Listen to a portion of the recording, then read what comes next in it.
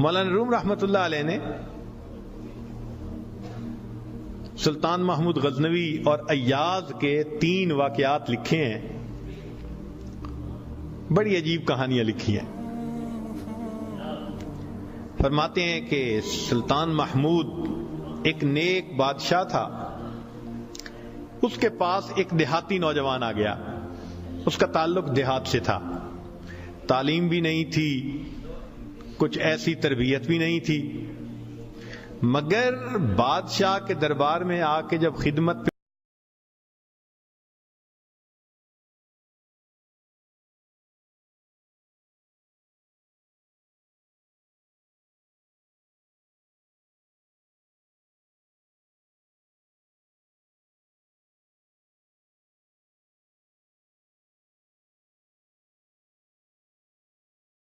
والے, تعلیم والے, ہم بادشاہ کے مشیر تھے, یہ کل کا نوجوان پتہ نہیں کہاں سے آ گیا دیہات سے اٹھ کے کہ بادشاہ کی اس کے اوپر بڑی خاص نظر پڑتی ہے.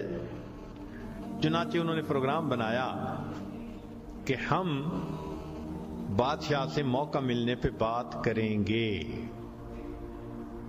انہوں نے بات کی کہ بادشاہ سلامت, جو محبت کی نظر اس کی طرف اٹھتی ہے وہ ہمارے اوپر نہیں اٹھتی. حسب میں ہم اچھے, نسب میں ہم اچھے, مال میں ہم اچھے, عقل میں ہم اچھے, لیکن محبت کی نظر اس کو جو مل گئی وہ ہمیں نہیں مل رہی. تو بادشاہ نے کہا کہ اچھا, میں کسی موقع پہ اس کا جواب دوں گا. اب بادشاہ نے کیا کیا کہ ایک پھل منگوایا جو بہت کڑوا تھا. کاشیں بنوائیں اور کاشیں ان سب لوگوں میں تقسیم کر دیں جو اعتراض کرنے والے تھے, اور ایاز بھی وہیں بیٹھا تھا. تو جس جس کو وہ کاش ملی اس نے منہ میں ڈالا تھو تھو. بادشاہ سلامت بڑا, بہت کڑوا, توبہ توبہ, بہت کڑوا. سب نے اپنے منہ سے وہ پھل نکال دیا اور کہا کہ بادشاہ سلامت یہ بہت کڑوا ہے. تو بادشاہ نے جب ایاز کو دیکھا تو وہ مزے سے کھا رہا تھا. تو بادشاہ نے اس سے پوچھا کہ ایاز, یہ کاش میٹھی ہے جو اتنے مزے سے کھا رہے ہو؟ اس نے کہا بادشاہ سلامت ہے تو کڑوی, کھاتے کیوں جا رہے ہو؟ اس نے کہا بادشاہ سلامت میرے دل میں یہ بات آئی کہ جس بادشاہ کے ہاتھوں سے میں زندگی بھر میٹھی چیزیں لے کے کھاتا رہا, اگر آج مجھے کڑوی بھی مل گئی تو میں اس کو واپس کیسے کروں؟ عمر بھر میٹھی چیزیں لے کے کھاتا رہا, آج کڑوی بھی مل گئی تو واپس کیسے کروں؟ کاش کہ یہ چیز ہمارے اندر آ جاتی کہ جس پروردگار کی نعمتوں سے ساری زندگی ہم انجوائے کرتے رہتے ہیں, اگر کبھی کوئی اس کی طرف سے آزمائش کی گھڑی بھی آ جائے تو ہم پھر شکوہ کیوں کرتے ہیں؟ اب بادشاہ نے سوچا کہ بھائی یہ لوگ جو بہت اعتراض کرنے والے تھے نا, ان کے سامنے کوئی اور ایسا ہیلا کرنا چاہیے کہ ذرا ان کو بات سمجھ میں آ جائے. تو ایک دن بادشاہ آیا اور اس نے کہا کہ دیکھو بھائی, آج میں تم سب کی عقل کا امتحان لوں گا, تمہارا آئی کیو لیول دیکھوں گا کیا ہے, اور میں دیکھتا ہوں کہ کون اس میں پاس ہوتا ہے. اب جب بتا دیا تو سب بڑے محتاط ہو گئے. بادشاہ نے ایک موٹا سارا ہیرا دکھایا, دیکھو یہ کتنا قیمتی ہے, کتنا چمکدار ہے, اور ایک ہتھوڑا بھی ساتھ دیا, اور پہلے کو کہا کہ جی یہ ذرا ہیرا جو ہے توڑ کے دکھاؤ. اب وہ سمجھ رہا تھا کہ بادشاہ نے ہم سے امتحان لینا ہے ہماری سمجھداری کا.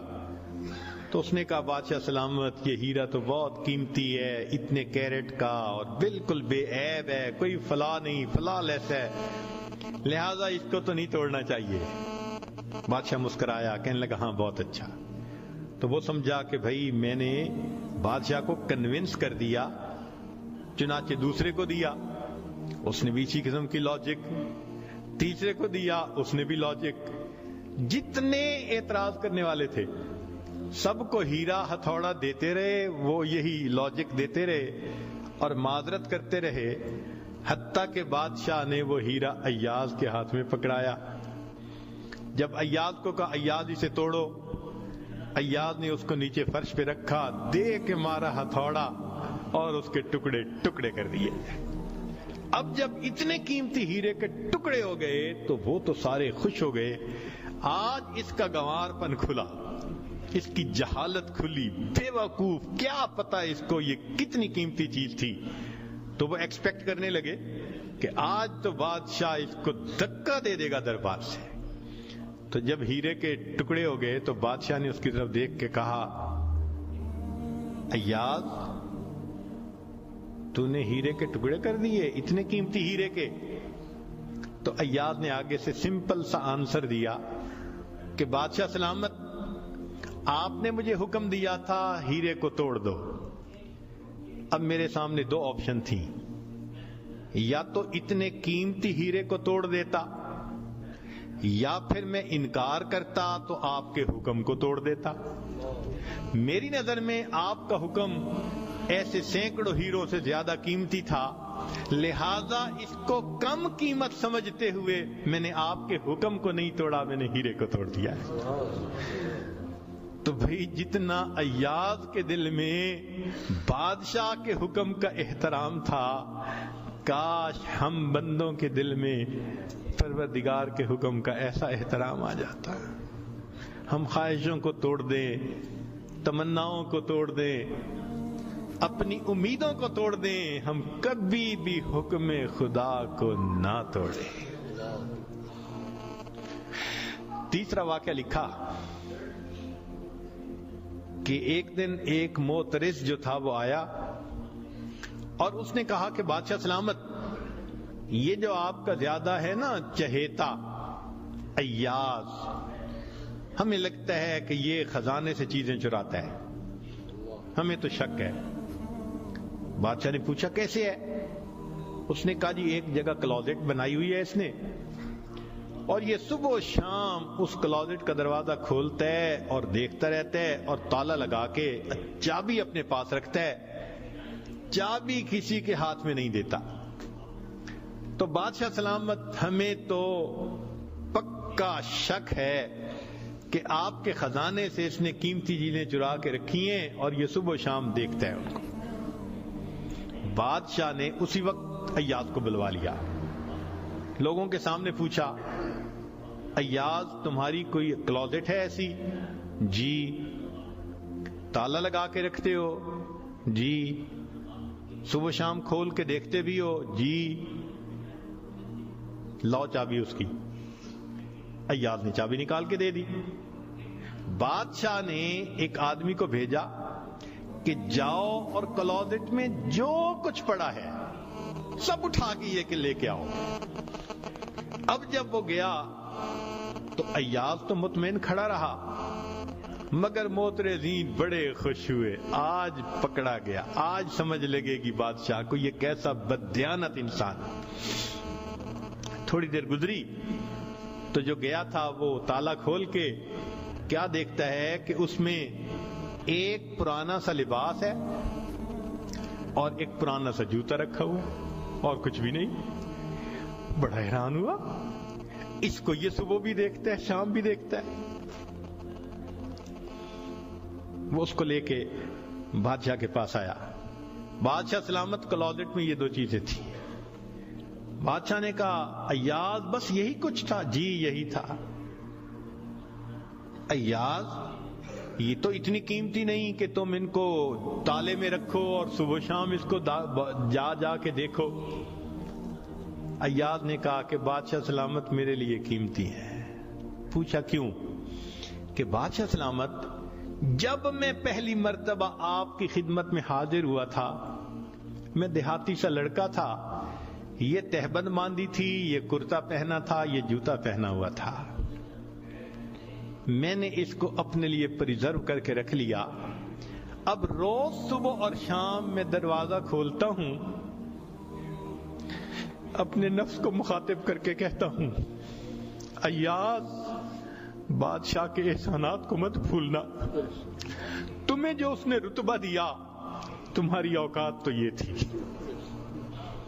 تمہاری اوقات یہ تھی. میں صبح بھی اپنے آپ کو یاد دلاتا ہوں، میں شام بھی اپنے آپ کو یاد دلاتا ہوں. مولانا لکھتے ہیں کاش کہ یہ صفت اللہ ہمیں بھی عطا فرماتا. ہم بھی اپنے ابتدا کو دیکھتے، کیا حال تھا،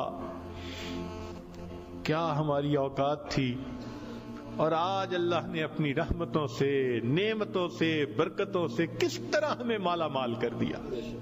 ہم بھی اپنی بنیاد کو یاد رکھتے ہیں. تو اگر ایک دنیا کا غلام اپنے مالک کے حکم کو اتنا قیمتی سمجھتا ہے تو ہم تو اللہ کے ویسے ہی بندے ہیں، غلام سے بھی ایک درجہ نیچے. ہم تو اللہ کی ملک ہیں، مخلوق ہیں اس کی. لہذا ہمیں چاہیے کہ اللہ رب العزت کے حکم کی عظمت کو سامنے رکھیں. ہمیشہ خیال رکھیں کہ حکم خدا کبھی بھی ٹوٹنے نہ پائے. لا الہ الا اللہ محمد